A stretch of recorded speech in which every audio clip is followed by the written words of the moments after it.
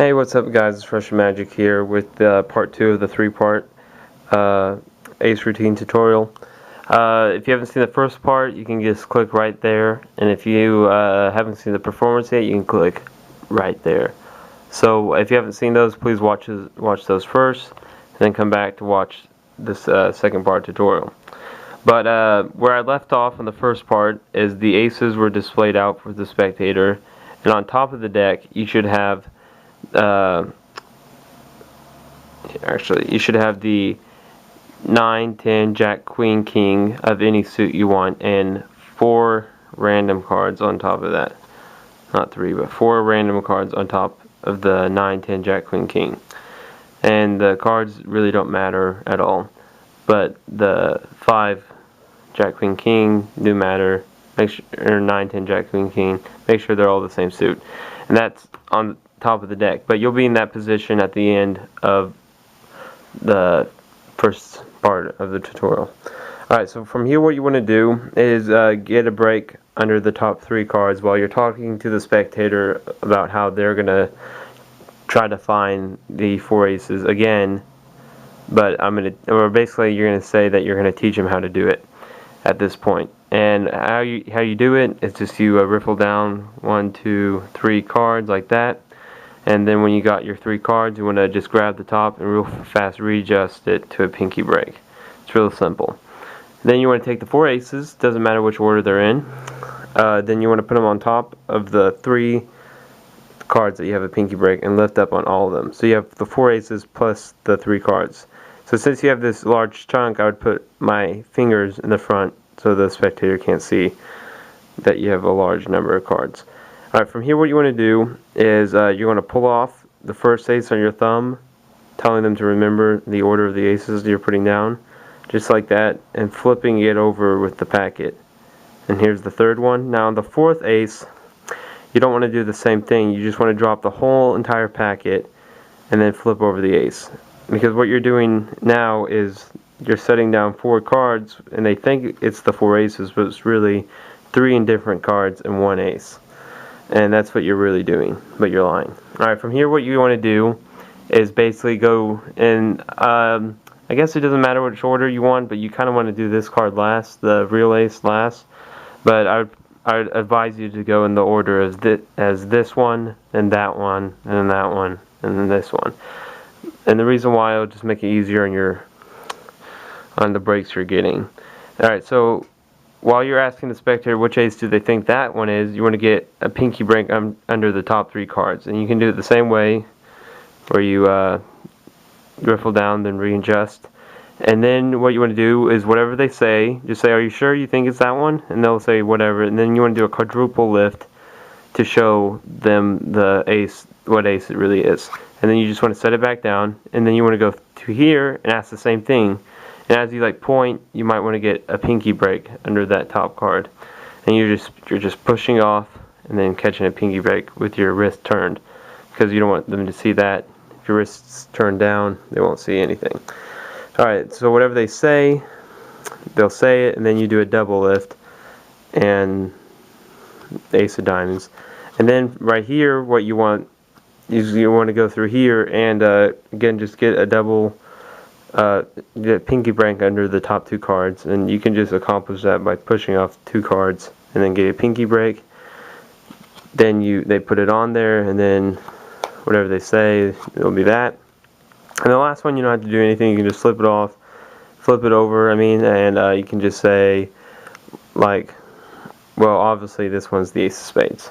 Alright, then what you want to do is, starting with the ace of spades, or the one that's actually the ace, you want to pick them up one by one and make sure the one that's actually the ace is on the top. And then what you want to do from here is lose each ace one by one. And they're not all aces. The ones that aren't aces, you want to lose them toward the bottom of the pack, just as I am doing so, because you really are losing these cards. And the one that really is the ace, what you do is you want to lift up slightly on the top 3 cards, just the aces, and then you want to quickly slide that one in. And don't stay in this position too long, because they'll realize that one of the aces is near the top. So you just push it in and then quickly square the whole deck up, and it'll look like you lost 4 aces and 4 different places of the deck. What you want to do from here is force your first ace onto your spectator. What you're going to do is basically say, alright, I'm going to riffle down the deck, and I just want you to say stop whenever you want, whenever you feel like ace is coming by. And they'll say stop wherever they want, and then wherever they stop, it really doesn't matter. What you want to do is you want to say, if you would have stopped one card less, you would have stopped at that card right there. And what you're doing by that is, see, now I have the ace. Some of you guys might be familiar with this move. What you do is you're keeping your fingers on the packet of the card, and as you say you could have stopped on this card, you're turning both of your wrists that way. And what that does is basically you're just taking the card from the top of the packet as you turn both of your wrists.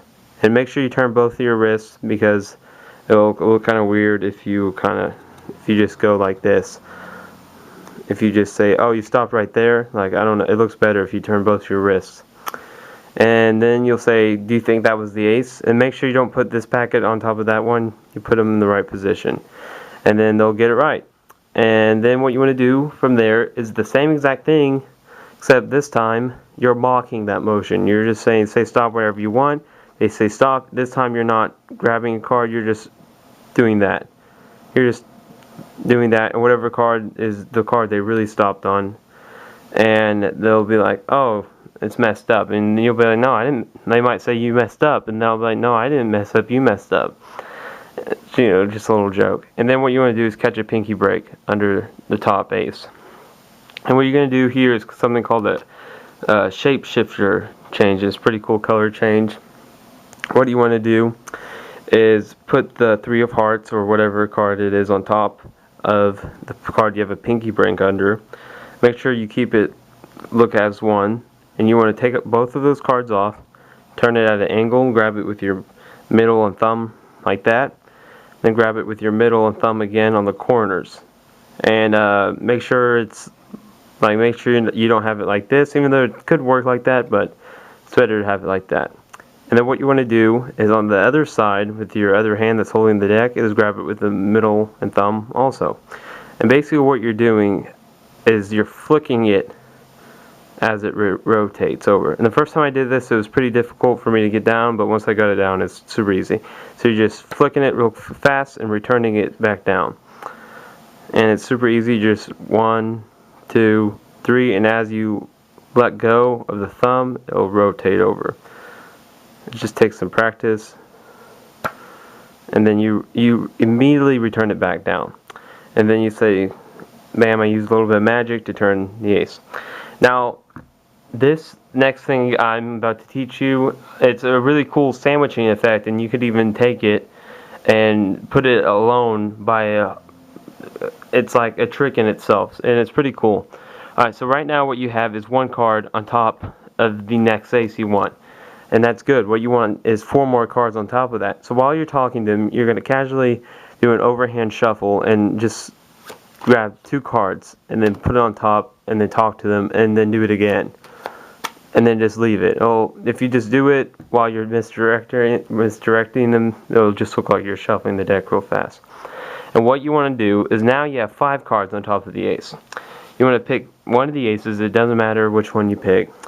And you're going to say that you're going to put one of the aces near the top, and it really is important where you put the ace. You want to put it directly under the 1, 2, 3, 4, 5th card. So you're putting it directly on top of the ace and below the other ones. And then you say you want to put the ace near the bottom. It really doesn't matter where you put it near the bottom, just don't put it right at the end, just leave a few cards in. And then what you want to do is square the deck up. Now at this point you can cut the deck, they can cut the deck. I would have them cut the deck if they can. So they cut the deck, they finish the cut, and it's all good.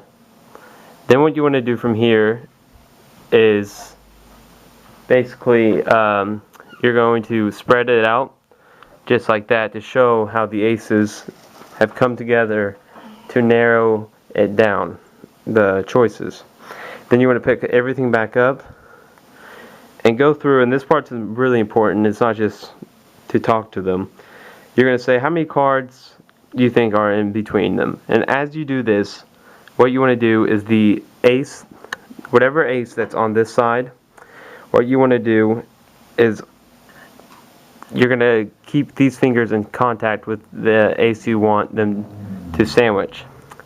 And you're going to take the thumb and you're just going to drag it till the ace is hidden under this whole packet. And that's really important. So you're just going to be talking to them and say, how many cards do you think are in between it?